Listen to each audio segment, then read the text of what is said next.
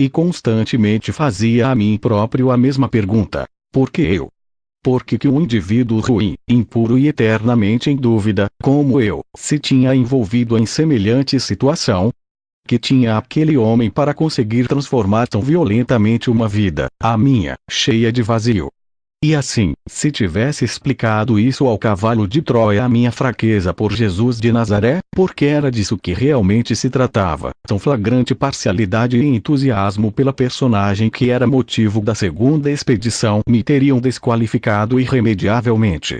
A objetividade e frieza, nos exploradores, eram condições básicas para o desempenho de uma missão daquela natureza. E, embora o meu companheiro e eu compartilhássemos estes sentimentos, creio que no momento da verdade, como se verá mais à frente, soubemos respeitar esta regra de ouro da operação, mantendo sempre, e por vezes com sérias dificuldades, uma posição distante e à margem do curso dos acontecimentos. Ao passar por baixo do arco da porta de Jafa, no extremo ocidental da cidade velha de Jerusalém, o frio inicial daquela manhã tinha começado a diminuir. Uns tépidos raios de sol amenizaram a minha intensa palidez e alegraram o ocre das pedras da cidadela. Uma multidão variegada dava vida à pequena rua que separava os bairros armênio e judeu, a norte, do cristão e muçulmano, a sul. Apesar de eu ter passeado em muitas ocasiões, antes da grande viagem, por aquele mesmo setor da Cidade Santa, agora era diferente. Muito diferente. Ao chegar ao fim da Street of Teshaim, hesitei. Para onde me dirigia? À minha direita, a curta distância, encontrava-se o Muro das Lamentações, último e único vestígio do imponente templo construído por Herodes, o Grande. Instintivamente caminhei nessa direção. Ao chegar ao grande terreiro que existe junto ao muro ocidental do antigo templo, centenas de pessoas, na maioria turistas, andavam de um lado para o outro, bisbilhotando e tirando fotografias. Aproximei-me a pouco e pouco da muralha. Era incrível que daquela monumental construção que eu vira no nosso primeiro salto só restasse de pé um pequeno troço de parede de 12 escassos metros de altura e pouco mais de 70 de comprimento. Numerosos rabinos e fiéis judeus, entre os quais se destacavam crianças e jovens, rezavam ou liam os rolos da lei, com os rostos completamente encostados aos gigantescos e gastos blocos acinzentados. A devoção e o respeito daqueles israelitas, cobertos com os seus mantos brancos e os típicos chapéus pretos e com os filatérios colados à testa, eram impressionantes. Este muro chamado das Lamentações, é o lugar mais venerado pelo povo judeu. Trata-se da única relíquia do que foi o grande templo edificado pelo rei Herodes, o Grande, no ano IAC. O imperador romano Tito, ao destruir Jerusalém no ano 70 da nossa era, deu ordens para que aquela parte da muralha que rodeava o templo permanecesse em pé, como demonstração do poder de Roma e dos seus legionários, capazes de destruir tão sólida construção. No período bizantino, os judeus foram finalmente autorizados a visitar a Cidade Santa, podendo aproximar-se do Muro das Lamentações uma vez por ano, precisamente na data do aniversário da destruição de Jerusalém. E ali passaram a lamentar a destruição, rezando pela reunificação do povo de Israel. Este costume perduraria durante séculos. Entre os anos 1948 e 1967, esta parte de Jerusalém foi proibida novamente aos israelitas, por se encontrar no setor conquistado pela Jordânia. Mas durante a Guerra dos 6 Dias, o muro ocidental foi tomado pelos judeus e, desde então, constituiu-se em ponto de exaltação nacional e de culto. Levantei os olhos, percorrendo minuciosamente as 11 fileiras de pedra que ainda resistiam ao passar dos séculos, descobrindo como algumas coisas não tinham mudado no venerável muro. Entre os buracos e fendas dos imponentes blocos continuavam a florescer tufos de ervas silvestres que abrigavam uma grande quantidade de pombos e passarinhos. E por entre o sussurro daquelas preces vieram-me à memória as palavras que pronunciara Jesus de Nazaré ao entardecer da terça-feira, dia 4 de abril do ano 30. Vistes estas pedras e este templo maciço? Pois em verdade vos digo que dias virão, muito próximos, em que não ficar pedra sobre pedra. Todas serão derrubadas.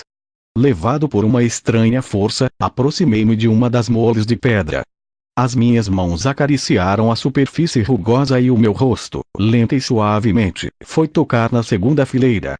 Fechei os olhos, tentando captar a extraordinária energia que, sem dúvida alguma, estava armazenada naquela relíquia. A minha alma precisava desesperadamente de um sinal, uma simples lembrança, talvez o fugaz perfume de uma das pedras que tinham sido testemunhas mudas da presença de Cristo. Um pranto doce e calmo foi a única resposta.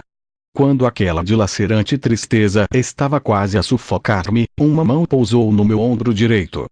Por uns instantes, neguei-me a abrir os olhos, imaginando que aquele gesto, tão típico de Jesus, estava acontecendo noutro tempo. Contudo, ao dirigir a vista para o homem que estava ao meu lado, o reflexo esverdeado me devolveu a trágica realidade. Era um paraquedista do exército israelita, com seu camuflado e uma metralhadora no ombro esquerdo, com o cano apontando para o chão. Em volta do seu pescoço tinha um mais singular manto de oração que eu já vira diante do Muro das Lamentações. 2 cartucheiras, com um brilhante enxame de balas que cintilavam aos fracos raios do sol da manhã.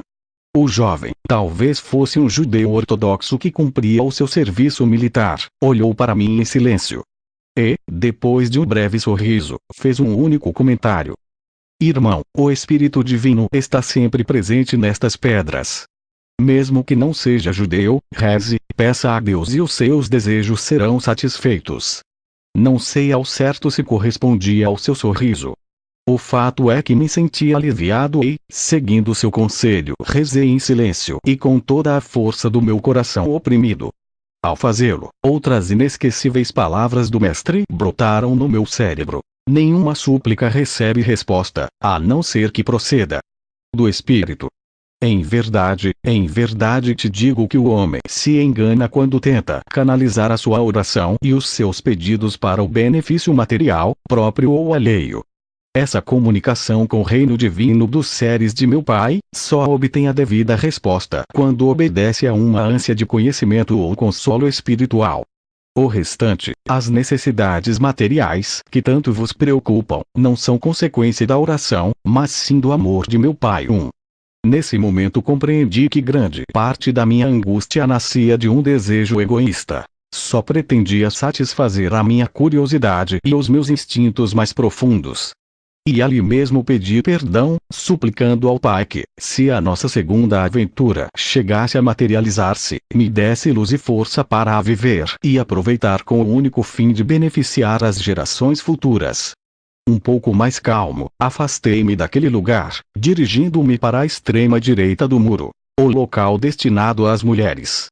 Dei a volta à barreira metálica que separa os 2 setores e, pegando no meu velho caderno de apontamentos, escrevi 3 palavras. Voltar a ele. Aquele era, e é, um dos costumes mais comuns entre as pessoas que visitam o Muro das Lamentações. Escrever no papel uma oração ou um desejo particular e, depois de dobrar o papel, introduzi-lo numa das ranhuras que existem entre os grandes blocos de pedras. A tradição popular assegura que essas petições sempre se cumprem. Dado que nenhum homem pode entrar no setor feminino, pedi a uma turista que colocasse a minha mensagem na muralha. A mulher, muito amável, fê-lo logo. E ali ficou, e ali suponho que estará ainda, o breve, sincero e intenso rogo.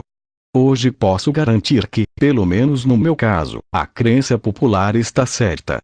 O resto do meu passeio pela cidade velha não contribuiria em nada para me animar. Todos os lugares por onde calhou eu passar estavam irreconhecíveis. Não mantinham praticamente nenhuma semelhança com aquela cidade santa do ano 30. Era lógico. Se não me falha a memória, desde o ano 587 AC, data da destruição de Jerusalém e do templo por Nabucodonosor, a cidade santa tinha sofrido 16 invasões, sendo arrasada e de novo edificada mais de uma dezena de vezes 3. Estas e outras palavras de Jesus de Nazaré sobre a oração aparecem no primeiro volume desta obra, pg 249 e seguintes. N. De J.J. Benítez, 2. Antigamente, antes de fazerem uma viagem, os israelitas colocavam um prego de ferro entre as fendas do muro ocidental, em sinal de apego à sua pátria. N. Do M3. Eis aqui, como exemplo do que afirmo, alguns dos mais notáveis episódios vividos por Israel, e por Jerusalém em particular, a partir do citado ano 587 AC. No ano 539 AC, o rei persa Ciro conquista a Babilônia, permitindo a volta dos judeus a Jerusalém. O templo seria reconstruído por Zorobabel. Em 334 AC, Israel é novamente conquistada. Desta vez, por Alexandre Magno. Após a sua morte, é controlada pelos Ptolomeus, do Egito. Em 198 AC, Antíoco III da Síria vence os egípcios e Israel passa para as mãos dos Seleucidas. Em 175 AC, Antíoco IV coroado rei ordena a supressão do culto a Deus. Profana o templo, oferecendo no seu altar de sacrifícios pagãos. Em 167 AC, os judeus levantam-se contra os Seleucidas e derrotam-nos. No ano 64 AC, Pompeu conquista Israel. Algum tempo depois, no ano 40 AC, os partos derrotam os romanos e conquistam o país. Em 39 AC, Herodes, o Grande, vence os partos e reina até 4 AC, sempre sob o poder de Roma. Já no século I da nossa era, no ano 66, os judeus revoltam-se contra o Império Romano. No ano 70, Tito reprime a rebelião e destrói a cidade. Nos anos 132, 135, dá-se uma nova revolta judaica, dirigida por Bar Coqueba. O imperador Adriano vence, destruindo Jerusalém. A reconstrução dá-se pouco depois e Jerusalém recebe o nome pagão de Aelia Capitolina. Nos anos 330, 634, acontece a dominação bizantina. Com a conversão de Constantino ao cristianismo, constroem-se numerosas igrejas na Cidade Santa. Em 614, nova invasão. Desta vez protagonizada pelos persas.